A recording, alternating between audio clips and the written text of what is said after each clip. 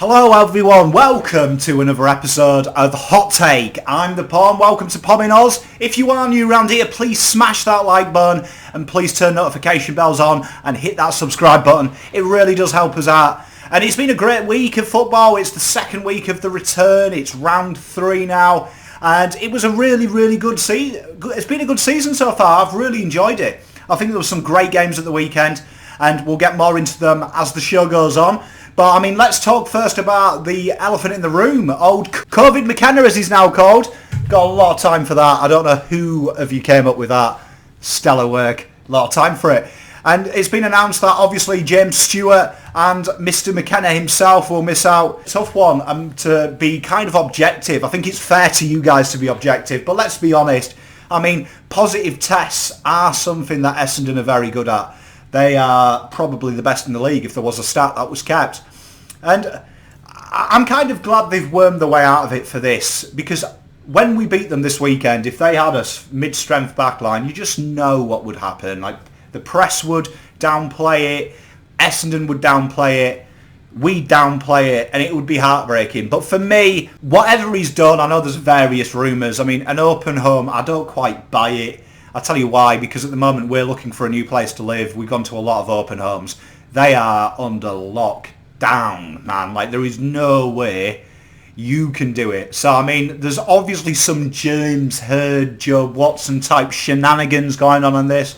I don't know if he had a coffee prior at Job's new coffee shop or went round to James Hird's for, you know, some powder cake or something. But legit, it doesn't seem quite right to me. Something seems fishy about this. I said it at the time. I'll stand on record again. Come on. I mean, there's a lot going against this. I mean, being a Pom, we know the Irish stereotype. Yeah, I mean, I've heard some house parties called some things. I've never called them open homes, though. That's all I'll say on this one. I mean, then in the news, obviously, we had this weekend's fixtures, and Gold Coast kept charging, didn't they? And Matt Rowell, what a player he is. Like, I've always had a soft spot for Gold Coast. It's the Pom in me. We like the weaker teams. And, yeah, it's great. It's great to see. I mean, what makes it even more exciting is he is a Carlton boy, his old Rowell. So it's nice to see him showing his worth, because in 2 years he's going to be a blue bagger.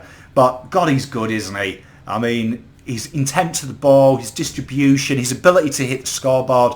He's a phenomenal player. And Gold Coast really are getting the success. Probably, I think they're well overdue. It's good to see. It's good to see that they can have fans there. So, I mean, the 5 fans can get into the ground and see the delight that is Rowell. I'm enjoying them play. Obviously, we know West Coast, that they're going bad. They are absolutely destroying my tips this week. It's really hard. People have been asking me about TPI, and they know last year it was fairly accurate. This year, it's 5 out of 18. It's so tough. There's 70-minute quarters, and let's talk about that. We see a lot of teams now that if they win from the first quarter, they hold on. You can see a lot of teams like Richmond, West Coast particularly, who have strong fourths. They're struggling to work out when to go. It does work out roughly as a whole quarter missing when you add it up with stoppages. And you can see how it's affecting sides. It is a lottery. GWS are also in that same boat. I'm looking like a tipping idiot. And I don't mind, because let's talk about something else. Gillian's press conferences. Are they the worst thing you've ever seen? They are shocking, man. Like, I know a lot of you are big fans of Gillian. And I'll admit, he's done relatively well under the COVID, but by yet, that guy's boring, isn't he? Screw me, senseless. He reminds me of, you know, the prep kid at school that always volunteered for being hall monitor and milk monitor. Jesus Christ. But there was something interesting. Let's play the clip. He was tested again this morning, and we were informed this afternoon that the test came back as positive. And you can see there that Gillian was interrupted by the train. And that train, my friends, was the choo-choo Carlton train, baby. Carlton are back, 2020. We've got our first win. And it was super exciting. I tell you what, there's a few more greys from that fourth quarter. But by heck, it was magical. And a lot of you have been asking, hey, Pom, what went down? What went down? Well, let's talk about that. It was the first quarter. And if we look here, I'm going to bring a little bit of a stats screen up. And I'm going to appear somewhere at the bottom. And as you can see, This is the differences from their first quarter this year. And you can see it is a plethora of green. And there is that much green, we could almost be in the outer suburbs of Frankston. And it's just a who's who of phenomenalness, really. If we take a look at the numbers a bit closer, I'll point some out. But just to let you know, the team average, we went up in 6.5 disposals. Efficiency was up near 25%, 24% to be precise. Tackles up 2. Pressure acts have obviously gone down because we spent less time in defensive 50 and less time without the ball. But big ones here, marks 18 plus 8 uncontested marks. That's a huge stat. It's what we were talking about last week. Hitting short targets, hitting lead-ups, finding space. Clearances 1.5 up. Clangers down 7 less mistakes a quarter, and meters gained, the most important stat in AFL. I can't tell you how important this is. He's up 145. A lot more penetration with the ball, and that says a lot about it. Particularly at Cardinia, you've got to be penetrating with the ball, and the boys did it. Some real key standouts for me as well was players like Cunners, Eddie Betts getting his hands on the pill, Cripper and Cade Simpson looking for that zip-off halfback. Probably the most underrated player in our team, Jack Silvani. Again, his influence can't be understated. Was really, really phenomenal. Mark Murphy set the precedent with laying the tackles as well. Plowman, again, really, really looked to do a job on his opposite man. And we know their smalls are really dangerous. It's interesting to note that these team averages, if they did this against Richmond, they would have been projected to win at the rate of escalation by 5, and they would have beaten Melbourne by 30. So it's very intriguing how important your first quarter is. Why I'm so excited about this is a line in the sand moment. If you remember a couple of years back, Brisbane, they snagged that win against Hawthorn. There is often that young list side will have a win against all odds, and this was it. This was the AFL gods paying them back. And for me, it's exciting times because Cripper was good. He was phenomenal. Like, Cripper is a beast. Like, God love the guy. But players stepped up around him. And this is what I was talking about last week when I was saying about passion and stuff like that.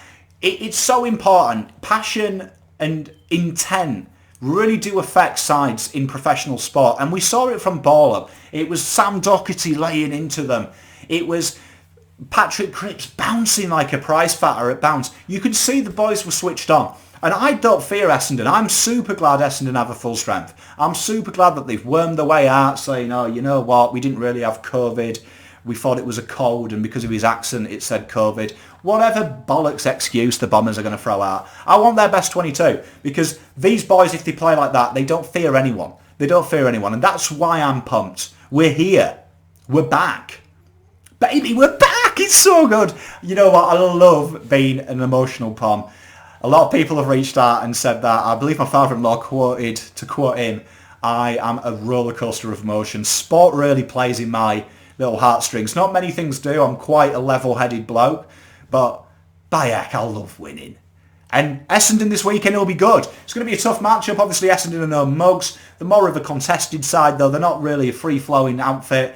Basically, if you stop the outside run, you stop Essendon. And I think we've got the tools. I mean, just looking at some of the players, Michael Gibbons was phenomenal. I mean, I said last year that you don't need Papley when you got Gibbo. Phenomenal footballer. Really good. Like, if we don't get Papley, Gibbons could be something. He's them pressure acts, them ability to lay tackles. You can't understate that. Like, he is there all 4 quarters. I think Setterfield's starting to turn into a player as well. He's really stepping up. He was one player who helped Cripps because them tackle numbers, them pressure acts, allowed Cripps the freedom to go up forward and kick us a snag or two. Jack Martin, though, let's talk a bit about him. Big fan of the Mart dog. Martin is literally everything I love about footy. He's clean. He looks exciting. He reminds me of Chris Yarron post going to Richmond. And we know how that turned out. Pitternet, big fan. Big fan. Froth Pitternet.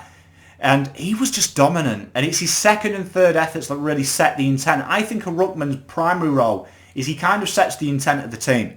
And he wasn't willing to give up. He wasn't willing to give up. When he did win them hit-outs and they went to the opposition, he was laying tackles. And a big shout-out, I think, to Tom Williamson, who laid Joel Selwood on his arse. What a mug. What a mug. Selwood is everything I hate about the game. Like, I don't mind you taking contact and milking it, but when there is no contact, Fuck me. Like, God. What a joke. But all in all, it was a great performance. Let's not talk about the fourth quarter. They came hard, and a lot of teams have done. They have very similar stats to Richmond versus Hawthorn in the fourth. Difference being Hawthorn have got like the dad's army of backlines, and we had a young backline. But honestly, all in all, we held on firm, and that win is huge. That win is huge in the grand scheme of things. Better teams have gone to Cardinia in the last 2 years and not come back with the chocolates. We have the dairy milk at home, and we'll be taking that dairy milk and keeping it at Essendon. Mark my words. Big result against Essendon, I predict. I think the boys are going to be fired. And if I know my boys, this should pump them up. They should batter Essendon because they're dogs of blokes, man. Look at what their fans say about our Eddie. That summarises them. Big shout out, though, to a couple of Essendon fans, Geordie and Bo. I love you. I know you guys are two of the good guys. But it's a huge game. And I'm super excited. Also, this week, Kane Corn stayed fairly quiet, which is a little bit disappointing. I like it when Kane Corns comes out with something nonsensical. He was trying to push for 4 points to the old Essendon, to Melbourne, but I mean, it's madness, isn't it? I hate it when he hasn't got anything to say about Carlton. He makes me disappointed. Kane, if you are watching this, come on, it's good fun. I'm the Carlton Kane Corns, you're the Kane Corns. Let's do business together. Let's do it. I like it. You haven't said anything daft this week, which is a little bit of a shame. Looking forward in the week ahead, though. Should be super exciting. Got some great fixtures, and I can't wait to see you more, to pump you all with the positivity that is Carlton of 2020. It's going to be very important this week. Obviously, I said this the other day. I'm like, Melbourne is blue, baby. Yeah. We're back. I mean, we shouldn't get carried away, viewers. Correct. Correct. But what I will say is... We will, but we shouldn't. But we shouldn't get carried away. But what I'd like to know is, in the comments, just tell me what you think I should wear when we present the grand final special, when we play Richmond in the final. So please let me know, what should I wear? Grand final, Carlton versus Richmond in the 2020 grand final. Probably at Optus. Let me know what you guys think. I'm super excited. Anyway, that is the show. I'm so glad to see it. I hope you learned something about how our stats are working in the first quarter. Basically, all in all, if we bring that bit more intensity, we should be happy. I've been Pom. Have a wonderful working week. I look forward to seeing you soon. Pom out.